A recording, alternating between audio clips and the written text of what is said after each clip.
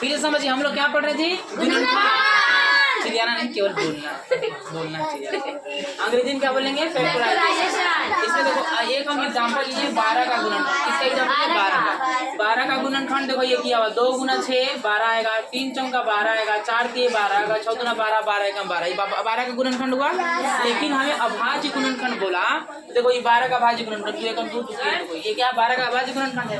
ये क्या 12 का भाज्य गुणनखंड, 12 का भाज्य गुणनखंड, 12 का अभाज्य गुणनखंड। ये सब इस तरह आप कर सकते हैं। देखो जितना है सब 2 3 और 1, उसके अलावा कोई है ही नहीं, है ना। ये सब 12 का अभाज्य गुणनखंड है, ठीक ना।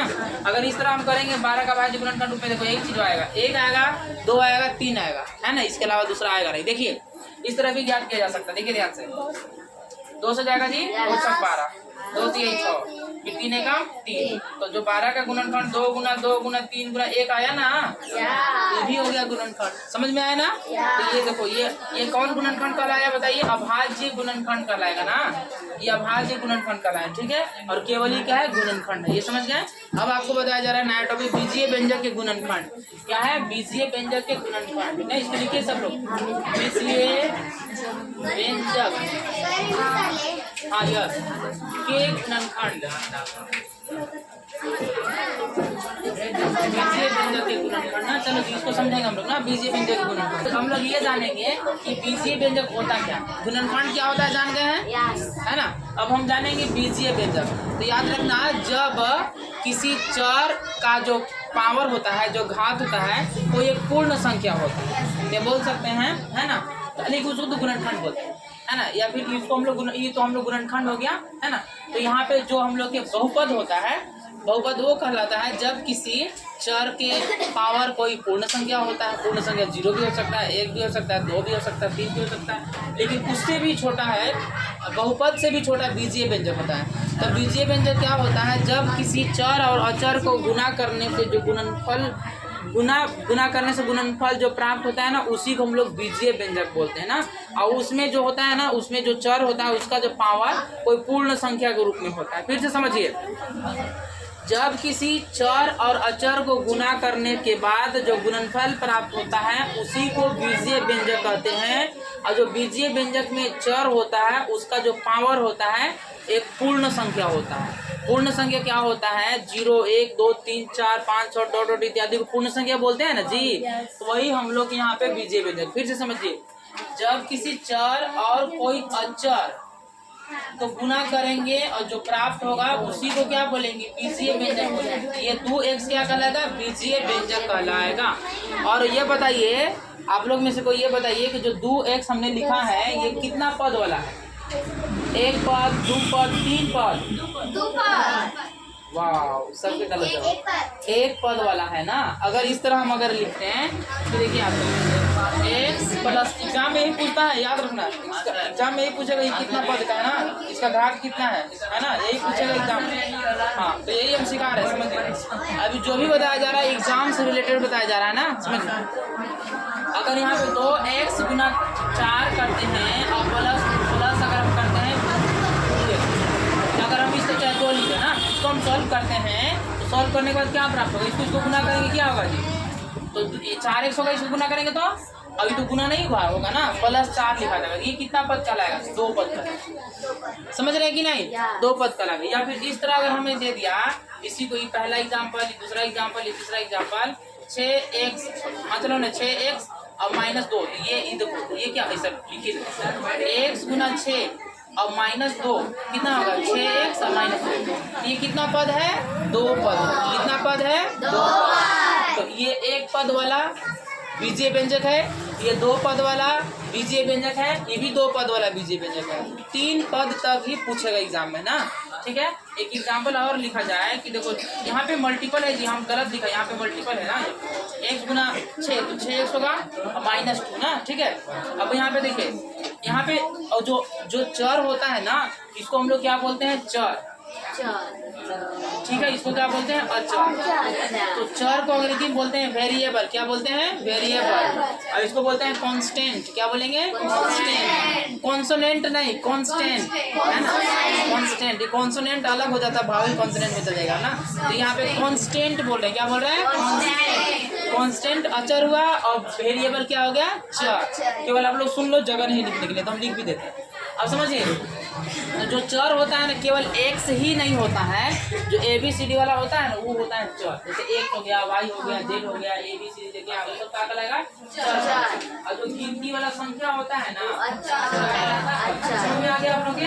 केवल यहाँ पे 2 लिखा है वही नहीं है अचर, इसके अलावा गिनती कितना है, 1 2 3 4 टोटल इत्यादि सब क्या है, अच्छा। तो समझ में आ गया चर अचर क्या है। और अगर हम सुनो ध्यान से, ABCD वाला और गिनती या दोनों को गुना करेंगे, गुना करने से जो प्राप्त होगा क्या कहलाएगा, बीजीय व्यंजक कहलाएगा। आप लोग समझ रहे हैं, इसको हम लोग क्या बोल रहे हैं, बीजीय व्यंजक। बातें नहीं करो जी, इसको क्या बोल रहे हैं, बीजीय व्यंजक ना, बीजीय व्यंजक, ध्यान देना।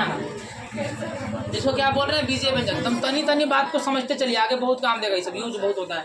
तो ये दोनों के गुना कर लिए तो जो प्राप्त हो उसको हम लोग क्या बोल रहे हैं, बीजीय व्यंजक बोल रहे हैं। और बीजीय व्यंजक अलग अलग बटे होते हैं, रैखिक है ना, द्विघात, त्रिघात आगे मिलेगा, ये रैखिक है ना। तो यहाँ पे हम लोग रैखिक वाला पढ़ रहे हैं, 8वीं क्लास में रैखिक ही पढ़ना है।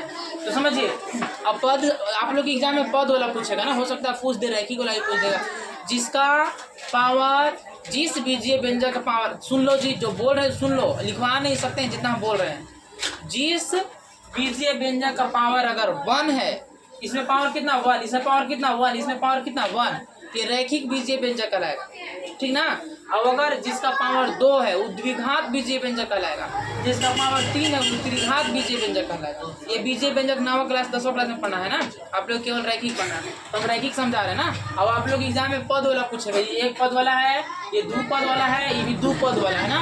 अगर हम एक और लिखते हैं x, जैसे आप लिखो ऐसे लिए, x² गुना 3 है ना, प्लस 2x, हाँ 2x और माइनस 4 लिख देते हैं। इसको हम सॉल्व करेंगे, देखो इसको गुना करेंगे कितना होगा, x होगा, मतलब 3x होगा ना जी, और ये प्लस कितना होगा 2x, माइनस कितना होगा 4। देखिए ये कौन समीकरण है, रैखिक, अरे समीकरण तो नहीं होगा, बराबर अगर देते हैं तब समीकरण कहलाएगा।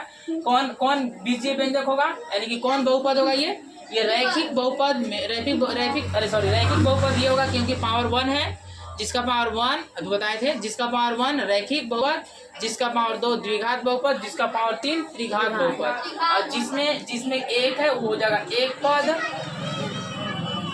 जिसमें 2 वाला है वो क्या होगा, द्विपद ना, और जिसमें 3 है वो क्या कहलाएगा, त्रिपद। क्या कहलाएगा, त्रिपद। समझ में आ गया, एग्जाम में यही पूछेगा, अगर 3 वाला है तो त्रिपद होगा, 2 वाला है तो द्विपद होगा, 1 है तो एक पद, ठीक है। ऑप्शन में यही देगा, 1 पद 2 पद त्रिपद, नहीं कोई नहीं, आप लोग समझ जाइएगा। चलो ठीक, इसको आप लोग लिखो, इसके आगे और बताया जाएगा कुछ।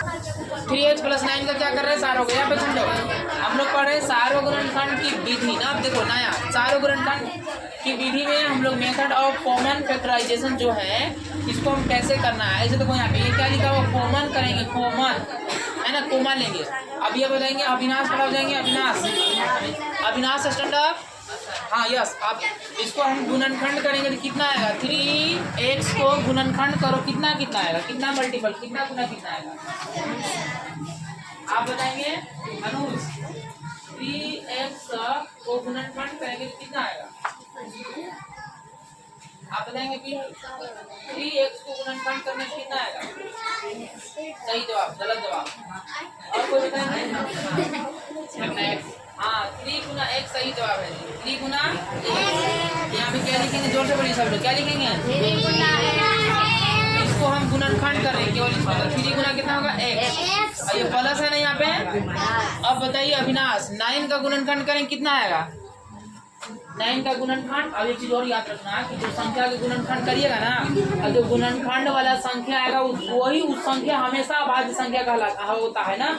कोई भी संख्या के अगर आप गुणनखंड कर रहे हैं, गुणनखंड करने पर जो गुणनखंड संख्या आएगा वो संख्या हमेशा अभाज्य संख्या होना चाहिए, ठीक है।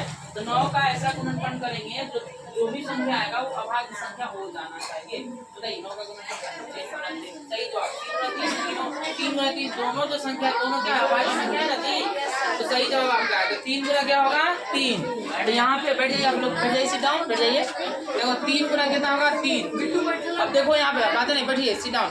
अब यहाँ पे देखो इसमें हम लोग क्या करेंगे, अब देखो ये जो आया हम लोग के ना इसका, देखो यही हम लोग क्या कहलाएगा, यही हम लोग कॉमन कहलाएगा ना, कॉमन। अब यहाँ पे देखो कॉमन में हमें कॉमन लेना पड़ता है, क्या कॉमन लेंगे, अब ये बताइए यहाँ पे हम लोग दो भाग में बटा हुआ है ना जी। देखो इसमें भी 3 है, इसमें भी 3 है ना, तो क्या कॉमन होगा बताइए? कॉमन क्या होगा इसमें? सार्व क्या होगा इसमें? हिंदी में यही होता है, अंग्रेजी में कॉमन। तो उसको ना कॉमन हुआ ना, इसको क्या बोलते हैं हिंदी में? सार्व बोलते हैं, है ना। तो इसमें सार्व क्या कहलाएगा? 3। कॉमन क्या कहलाएगा? 3 निकलेगा बाहर ना, तो हम 3 कॉमन ले रहे हैं, ठीक है। इसमें भी 3 है, इसमें भी 3 है, तो हम 3 कॉमन ले लेंगे। तो यहाँ पे इसमें से 3 बाहर निकल गया, देखो ध्यान से, इसमें 3 बाहर निकल गया, क्या बच गया? x। ये प्लस है तो प्लस, और ये तो 3 बाहर निकल गया ना जी, तो खाली क्या बच गया है? जोर से बोलो, क्या बच गया है? अरे तो बाहर निकल के खाली 3 ना बचा है। यही हो गया सार्वगुणनखंड। ये क्या होगा? सार्वगुणनखंड, समझे? ये क्या कहलाएगा? सार्वगुणनखंड कहलाएगा, कॉमन फैक्टराइजेशन कहलाएगा। उतार लीजिए फट से इसको ना, किसी को, हाँ यस उतारिए, फट से उतारेंगे इसको, में बना के दिखाइए एकदम फट से। ये है आपको सीधा लो, जस्ट बना के दिखाना है। 5a² b + 10ab² का सार्वगुणनखंड होगा क्या? बताइए, देखिए सब लोग ना, यहाँ समझिए। 5a² b + 10ab² है, ठीक है, समझिए ध्यान से। तो यहाँ पे 5a² b + 10ab² का सार्वगुणनखंड करना है, यानी कि कॉमन कर देना हम लोग के सॉल्व करने के बाद, ठीक है। तो हम देखो 5 तो भाई खुद अभाज्य संख्या है, गुणनखंड करना है मतलब कि जो संख्या उसको अभाज्य के रूप में बांट देना है, अभाज्य संख्या के रूप में बांट देना। ये तो खुद अभाज्य संख्या है, तो इसको क्यों गुणनखंड करना? तो 5 के 5 लिखा जाएगा, समझ रहे ना।